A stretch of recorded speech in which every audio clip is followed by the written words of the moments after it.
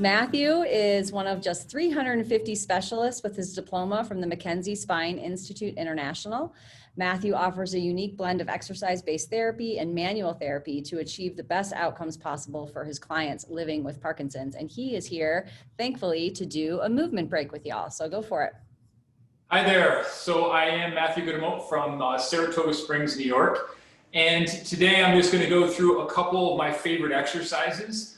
I'm going to start with a chair, and then I have a wall, and I intentionally put it in the corner so you could see a side view and a back view. And that's really all you'll need at home as well. Just remember, I'm a physical therapist, so I have to do the warning. This is only meant to be helpful. So if any of you feel that it's too challenging, difficult, and or painful, please don't continue doing it. The idea is to get big, broad movements. However, I do realize people come with other orthopedic injuries as well.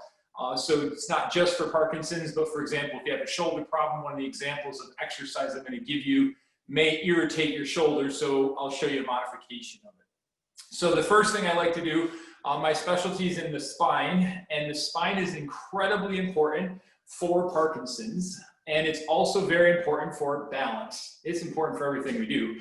But one of my favorite exercises to do is in a chair, and you would just sit forward on the edge of the chair, put your hands up like I Dream of Jeannie. Most of you hopefully remember that TV show. And you keep your eyes forward, looking straight ahead, and then simply turn as far as you possibly can to the right, and then as far as you possibly can to the left. If you hear a little grunt, it's because my left is not as flexible as my right. So I go, ah, and we'll just do 3 of them to each side. This is a very safe movement to do. This is good for everybody. I use this with patients, including athletes. I use it with my golfers, and I use it, of course, with my seniors and people who have any type of neurological disorder, because the chair for balance is very helpful. The next exercise is extension. So keeping the arms up like I Dream of Jeannie, this time pointing the elbows to the sky. So from the side, it will look like this. And we'll do 3 of these also. If you have neck issues, you don't have to allow your head to go back. You can just bring your arms up and keep your eyes forward. However, most of you, if you have a stiff neck, will benefit from looking up at the sky. So I'll do one last one. It's a reach up, and then a pause at the top, and then come back down. So the next exercise I'm going to do against the wall.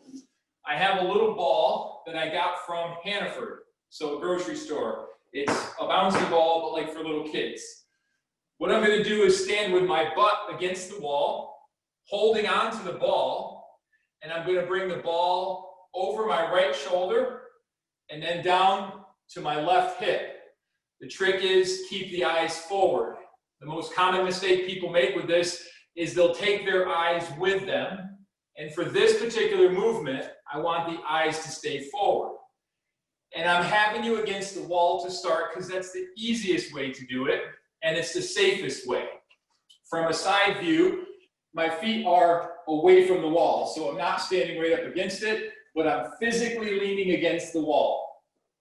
Next, I want you to step so your butt is not touching the wall, but it's a couple inches from the wall. And then we're going to repeat the same thing. And this time, you're letting your hips get into it a little bit. So as you can see, my pelvis is turning a little bit, but my eyes are staying forward. And then we'll switch sides. So we'll just do 3 reps to each side. So now I'm reaching over the left side and then down to the right. If you feel it all unsteady, just physically lean back against the wall again. Otherwise, I'm a couple inches, about 4 or 6 inches away from the wall, feet about shoulder width apart. Reaching over the left shoulder, down to the right hip, and then from the right shoulder, down to the left hip. As you feel safe, and as it feels easy, move away from the wall. So again, I started with my feet, so I'm about 4 inches away, and now I'm moving away from the wall. So what I'm having you do is try to get as far away as you can get, but to still be able to touch the wall. this means more rotation. And again, if you keep your eyes facing forward, your thoracic spine is rotating and your hips are rotating. So you get an entire spinal rotation, which is, by the way, what happens when we walk. So we do 3 in each position. To the right hip, left shoulder. I'm intentionally choosing diagonals also because the diagonal positions are bigger and broader and they make the brain work a lot harder. If you have difficulty with the shoulders, just stick so it's down where your shoulders are comfortable, but still getting the rotation as far as you can, again, keeping your eyes forward.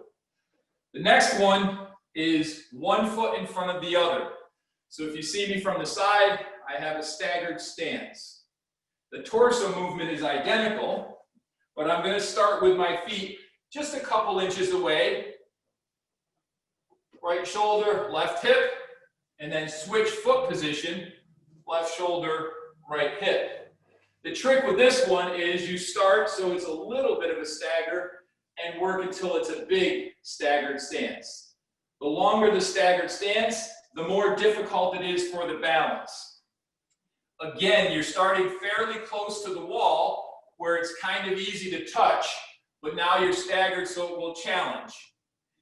As you get better, you move further away, and that makes it more difficult for the rotation. To challenge the balance more, instead of having a wide stance that's staggered, you bring your feet closer together in a tandem position. This would be the most challenging of all. Actually, there is one level more challenging, eyes closed, which is really challenging for me to stand that way. So standing with your eyes closed is the most advanced you can do, but you're trying to get your feet a little bit closer together in that staggered position, switching right foot and left foot. So we'll go through 3 on each side, reaching over the right shoulder, down to the left hip, right shoulder, left hip. Last one. If you don't have a ball at home, I forgot to mention, you can interlace your fingers or hold on a pillow. Sorry, forgot to mention that important piece.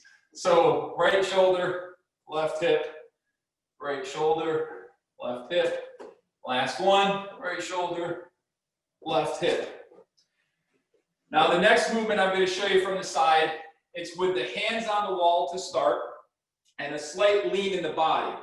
So I stand, so if I put my hands right out, I wouldn't touch the wall. So I have to lean a little bit into the wall. And then my movement's going to be a march. And with this, I'm going to pause at the top. And I want to make sure that my foot is returning to the same position I started from. So I reach as high as I can, trying to get my foot as high in the air as I can, pause, and then bring it down. And then I switch and do my left foot. And again, we'll do 3 of these. And the trick is how high you're lifting the foot. The next level is to hold on the wall with one hand and to have a chair perhaps nearby. So we're going to have one hand on the wall. This hand is just for balance if you need it. If you don't need it, don't use it. You're going to lift the knee as high as you can in the air, pause, and then put it down. So we'll do 3 of these. These are some of my favorites because it works your core. A lot of people think core like sit-ups and things, but functional core, the things we do in a normal day. So lifting the foot into the air to like step up onto something or step over something requires movements in the abdominal area. Then we'll switch to the left. And now what's happening is as my right leg is lifted, my left leg is lifting, my right leg is stabilizing. So it's holding me there. The next level is no touching, but having things nearby in case. And we do 3 marches.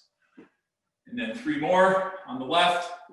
With that little bit of pause at the top, make your hip flexors and abdominals fight for that. And then the last one is hands behind the neck. For those who are able to do this one, this is a challenge. This is how I have my patients in the clinic doing it. And this time I'm also alternating feet. Good. Last one, I call it stepping over the log. So I'm going to show you from behind and I'll do it from the side. So I'm standing with my hands against the wall and I'm going to step up and over a log and up and over a log. So the reason for this one is it's a sideways lateral move and it's a lot of work for those hip muscles and your glute muscles. And I have a lot of patients who fatigue very rapidly at this one. So again, I'll show you from the back view.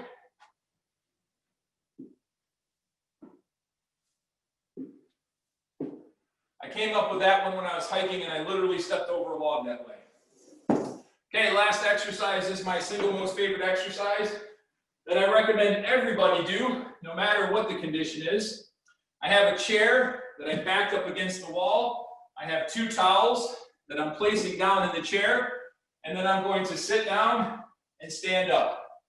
This is a chair squat. If it's easy, remove the towels. If it's difficult, add more.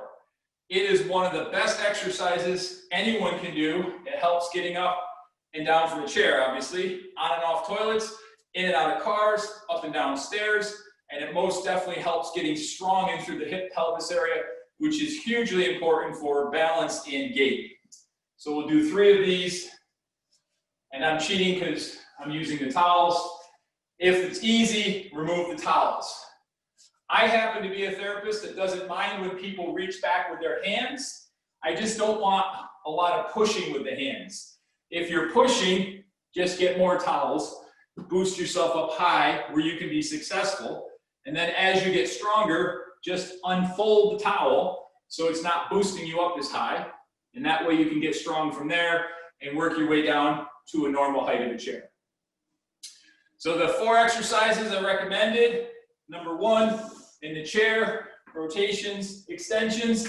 Then I love the rotations in standing with the ball marching, sideways, marching forward, and chair squats.